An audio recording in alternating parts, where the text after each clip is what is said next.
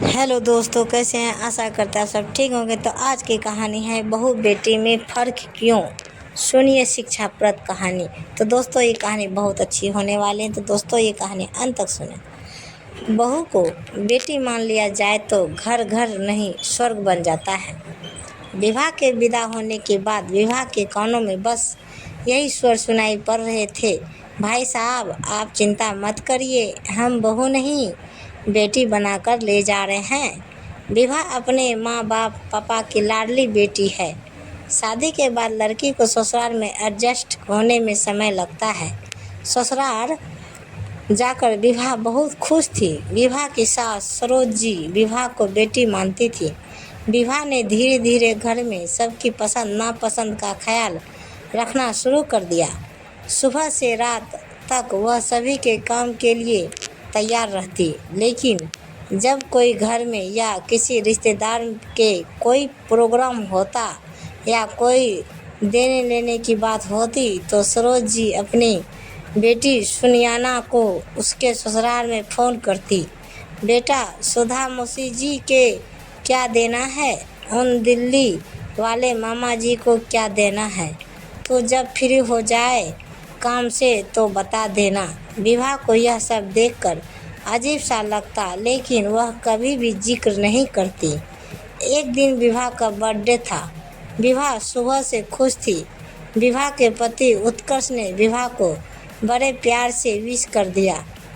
पति ने शाम को सरप्राइज गिफ्ट रखा था। विवाह ने अपनी सास सरोज जी का सुबह पैर छूकर आशीर्वाद लिया।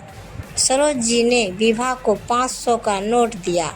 विवाह ने खुशी से स्वीकार कर लिया। घर में किसी को पता नहीं था कि उत्कर्ष का कोई शाम को सरप्राइज गिफ्ट होगा। शाम को उत्कर्ष का फ़ोन आया। सभी को तैयार होने के लिए कह दिया। उधर सुनैना को भी फ़ोन कर दिया। वह घर आया और बिना बताए सभी को एक होटल में ले गया। वहाँ उसने बर्थडे की पार्टी रखी थी। यह देखकर सब अचंभित रह गए। उत्कर्ष ने माइक पर जोर से कहा, मेरी पत्नी मेरी सबसे अच्छी दोस्त है। शादी से आज तक मुझसे किसी की चीज़ की मांग नहीं की, यहाँ तक अपने बर्थडे को भी घर में कुछ भी स्पेशल खाना नहीं बनाया। जिसने जो कहा वही बनाया। यह सुनकर विवाह की आंखों में आंसू के आंसू छलक उठे।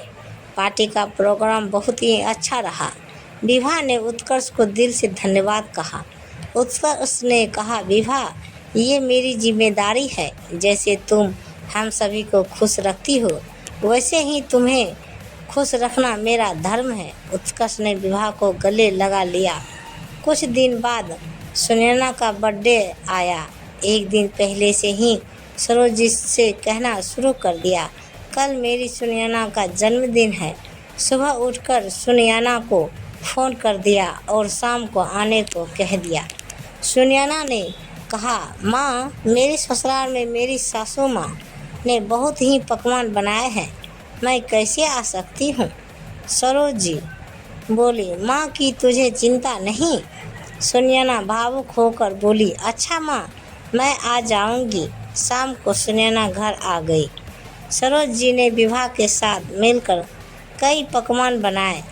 विवाह भी बहुत खुश थी। विवाह ने बहुत ही खूबसूरत साड़ी अपनी प्यारी ननद सुनैना को गिफ्ट में की। सुनैना बोली, भाभी आपको मेरी पसंद का ख्याल रहा, बहुत ही अच्छे रंग की साड़ी है। फिर थोड़ी देर बाद सरोज जी ने सभी के सामने सुनैना को 5,000 रुपये दिए और कहा, बेटा ये तुम्हारे जन्मदिन का गिफ्ट है। सुनैना ने उन रुपयों में से एक 500 का नोट ले लिया और कहा, बस माँ यही लूँगी। माँ एक बात बोलूँ, जैसे मैं आपकी बेटी हूँ वैसे ही विभा भाभी आपकी बेटी है। मुझे न पता होते हुए भी सब कुछ पता है। जो गिफ्ट आपने भाभी को दिया वही मैं लूँगी। अब यह घर भाभी का है।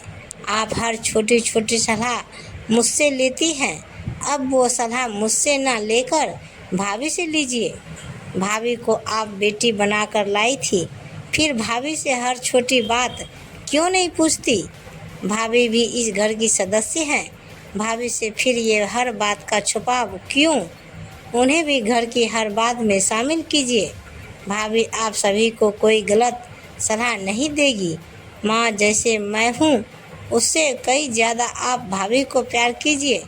आपके जीवन में भी भाभी का महत्वपूर्ण स्थान है। मैं बेटी हूँ, मुझे तो अपने ससुराल में रहना है। अपने माँ बाप जैसे सास ससुर की सेवा करनी है। माँ रिश्ता दोनों तरफ से निभाया जाता है। आप बड़े हो, इस रिश्ते को प्यार से निभाइए। कहीं ऐसा ना हो बाद में हर बात का पछतावा रह जाए। इसलिए बहू बेटी में फ़र्क मत कीजिए, मत समझिए। दोस्तों आज की कहीं न कहीं घरों में आज कहीं न कहीं घरों में बहुओं को कोई बात नहीं बताई जाती और न ही पूछने का कोई प्रश्न उठता है। जब बहू बेटी बनाकर लाए हो तो फिर उनसे प्राइवेसी क्यों? रिश्तों को खूबसूरत बनाने के लिए उनमें प्यार की मिठास के रंग घोल दीजिए। मैं हमेशा कोशिश करती रहूँगी कि आपको मेरी कहानी पसंद आए। मुझे आप सभी के साथ की ज़रूरत है और रहेगी। मुझे फॉलो करें, अपनी राय अवश्य दें। आपकी दोस्त, आपकी बहन।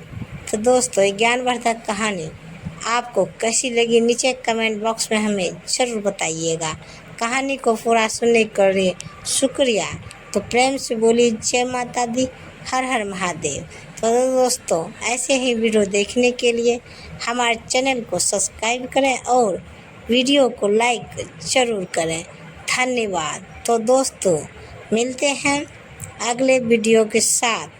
तब तक बाय बाय दोस्तों, जय हिंद।